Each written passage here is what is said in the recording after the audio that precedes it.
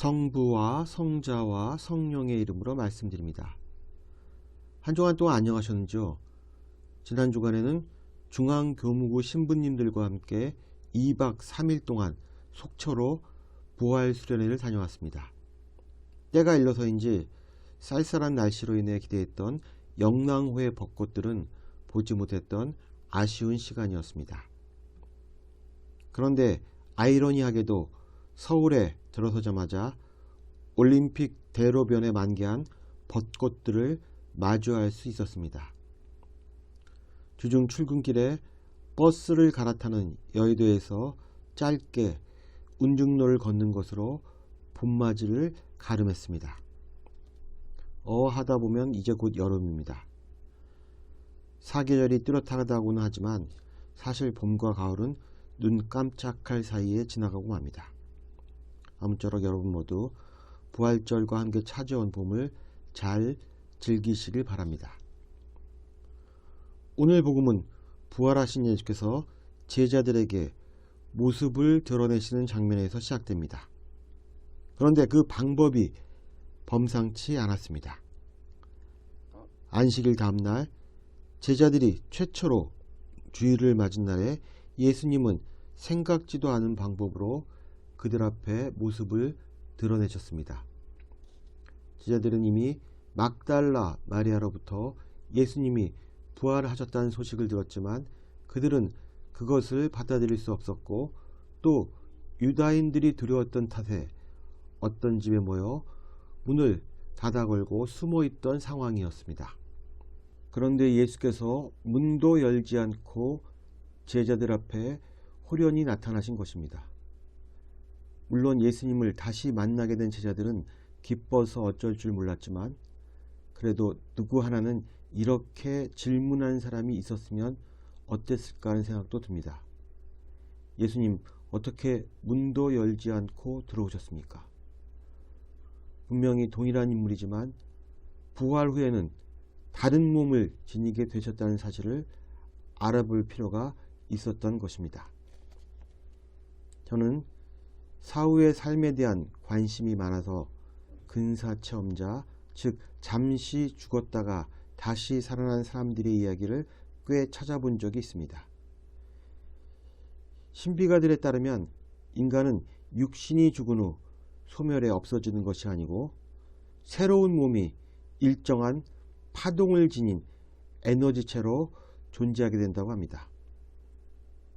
새로운 몸의 세계에서는 모든 것이 파동으로만 존재하게 되며 따라서 어디를 가겠다고 마음만 먹으면 몸은 이미 그 자리에 가 있게 된다고 합니다. 즉 죽음 뒤에는 인간이 지니고 있는 공간과 시간의 한계를 뛰어넘는 몸을 갖게 된다는 것입니다. 이러한 이론에 빗대어 예수님의 상황을 이해하자면 부활은 예수님께 새 생명과 능력을 부여했으며 또 새로운 방식의 현존과 활동이 가능하다는 사실을 시사하고 있습니다. 이처럼 동일하나 결코 동일하지 않은 당신의 모습을 보이신 까닭은 제자들로 하여금 부활이 무엇인지를 몸소 보여주시기 위해서였을 것입니다. 이제 이것들을 받아들일 것인가 말 것인가의 선택은 제자들의 몫이 됩니다. 예수께서 너희에게 평화가 있기를 하고 인사하시고 당신의 손과 옆구리를 보여주시자 제자들은 몸의 다름보다는 당신이 부활 이전의 모습과 동일하다는 것에 초점을 맞춰 기뻐하게 됩니다. 이어서 예수님은 제자들에게 다시 한번 평화를 빌어주시고 다음과 같이 말씀하십니다. 내 아버지께서 나를 보내주신 것처럼 나도 너희를 보낸다. 성령을 받아라. 누구의 죄든지 너희가 용서해주면 그들의 죄는 용서받을 것이고 용서해주지 않으면 용서받지 못한 채 남아있을 것이다. 예수께서 이 땅에 오신 이유는 하나님의 참모습을 알려 사람들을 구원으로 이끌기 위해서였습니다. 그러나 이제부터는 그 사명이 예수님이 아니라 제자들에게 부여될 것입니다. 제자들의 전도를 통해 예수님의 구원 사역은 이어질 것이며 이것은 이제 그리스도의 시대를 교회 공동체 시대가 계승함으로써 교회 공동체 역시 부활의 능력 안에서 활동하게 될 것입니다. 그리고 성령은 이러한 교회 공동체를 이끌며 죄사함의 권한을 사도들에게 부여할 것입니다.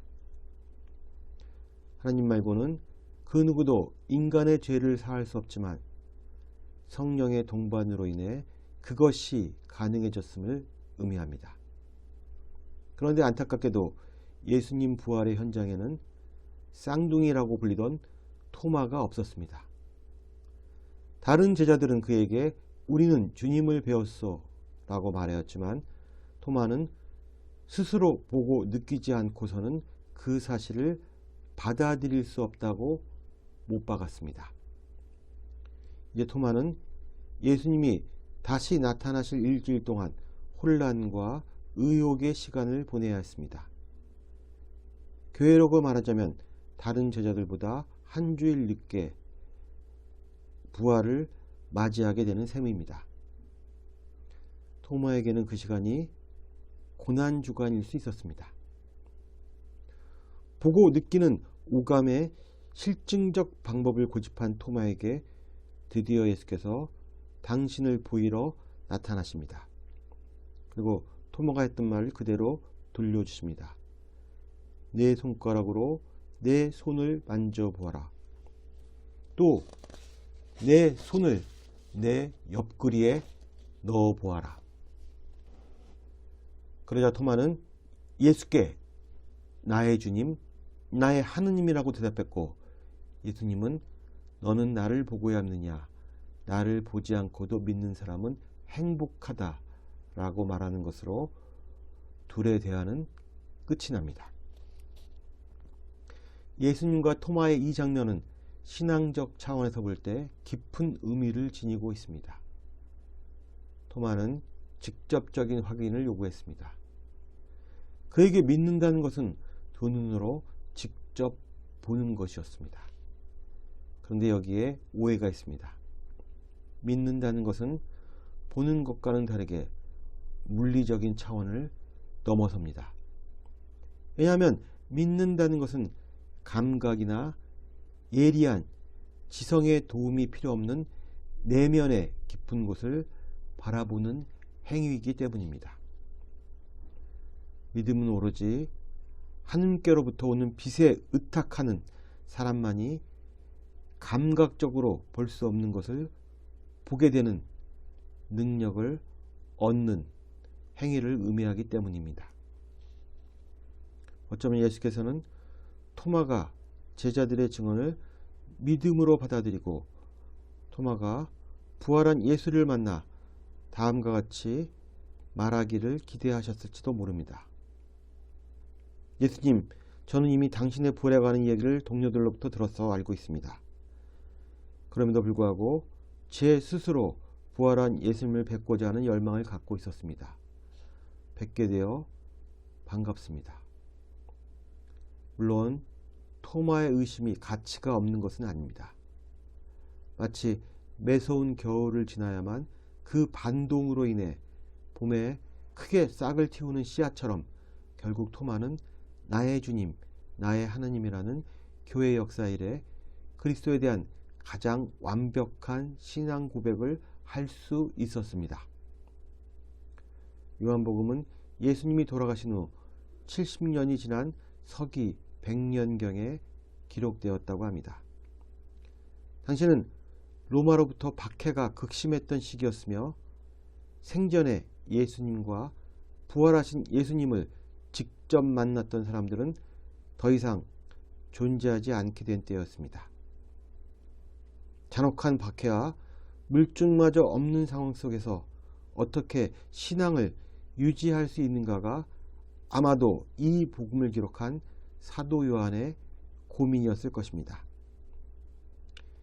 요한복음의 결론과도 같은 31절은 다음과 같이 말하고 있습니다. 이 책을 쓴 목적은 다만 예수는 그리스도이시며 하나님의 아들임을 믿고 또 그렇게 믿어서 주님의 이름으로 생명을 얻게 하려는 것이다. 요한은 자신의 글을 통해 우리가 토마와는 달리 부활하신 예수님을 완전히 신뢰할 수 있고 또 믿어야 한다는 사도적 증언을 제공하고자 했습니다. 어쩌면 토마의 잘못은 눈에 보이는 증거를 요구한 사실보다는 그에게 우리는 주님을 배웠소 라고 말한 요한을 포함한 다른 사도들의 증언을 받아들이지 않는 것에 있을지도 모릅니다. 그것은 공동체의 증언이었습니다. 그런데 다른 사도들 역시 똑같은 실수를 범했습니다. 막달라 마리아가 예수님의 부활을 전했건만 그들은 그녀의 말을 받아들이지 않고 두려움 속에서 떨고 있었기 때문입니다. 따라서 예수께서는 우리가 당신을 보지 않고도 믿는 사람이 되기를 원하시며 그것이 신앙인의 참 행복이라고 강조하시는 것입니다. 우리는 믿음을 발전시키기 위해서 여러 수단을 필요로 합니다. 마태복음 10장 16절은 다음과 같이 말하고 있습니다. 이제 내가 너희를 보내는 것은 마치 양을 이리떼 가운데 보내는 것과 같다. 그러므로 너희는 뱀같이 슬기롭고 비둘기같이 양순해야 한다. 어쩌면 우리는 맹목적 믿음과 증거를 통한 믿음이라는 극단 사이에서 갈팡질팡하고 있는지도 모르겠습니다. 그러나 안타깝게도 이것은 우리가 연약한 존재라는 사실만을 말해줄 뿐입니다. 믿음에는 토마처럼 자신의 의심과 타협하지 않고 집요한 탐구를 지속하는 뱀같이 슬기로운 태도가 필요합니다. 동시에 성령의 감화를 통해 그리스도의 부활을 흔쾌히 받아들이는 비둘기 같은 양순함도 필요한 것입니다. 포기되지 않는 탐구와 기도를 통한 성령의 감화, 이것이 신앙을 지탱시키는 두 축이라 여겨집니다. 이 사실을 잘 기억하고 실천하는 저와 여러분 되기를 주님의 이름으로 기원합니다. 성부와 성자와 성령의 이름으로 말씀드렸습니다. 아멘.